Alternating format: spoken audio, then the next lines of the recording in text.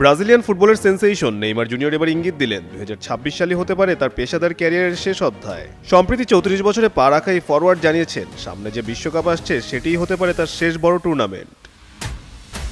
ক্যারিয়ারের শুরুতে সান্তোস থেকে ইউরোপে পাড়ি জমানো নেইমার আলোচনার ঝড় তুলে যোগ দিয়েছিলেন বার্সেলোনাতে, পরে খেলেছিলেন পিএসজিতেও। 2024 সালে আবার শৈশবের ক্লাব সান্তোসে ফিরেন তিনি। ক্লাবটির সঙ্গে তার বর্তমান চুক্তির মেয়াদ 2026 পর্যন্ত। তবে 30 পেরোনোর পর গোড়ালি, হাঁটু ও হ্যামস্ট্রিং ইনজুরি তার ক্যারিয়ারে বড় প্রভাব ফেলেছে।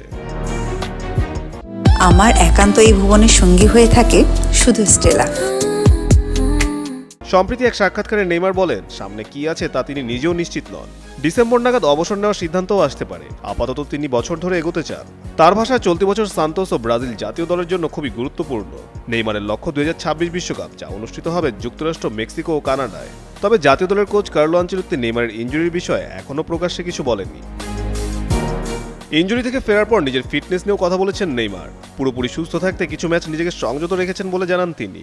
ধৈর্য ধরে আবার শতভাগ ফিট হয়ে মাঠে ফিরতে চান এই ব্রাজিলিয়ান তারকা। সব মিলিয়ে 2026 বিশ্বকাপ ঘিরে নেইমারের পরিকল্পনা ফুটবল দুনিয়ার নতুন করে আলোচনার জন্ম দিয়েছে। যদি 26-এর বিশ্বকাপ তার শেষ বিশ্বকাপ হয়, তবে ব্রাজিল জার্সিতে তার শেষ নাচটা নিঃসন্দেহে হবে আবেগে ভরা এক অধ্যায়ে। কাজী সাকলেন আহমেদ, যুগান্তর স্পোর্টস।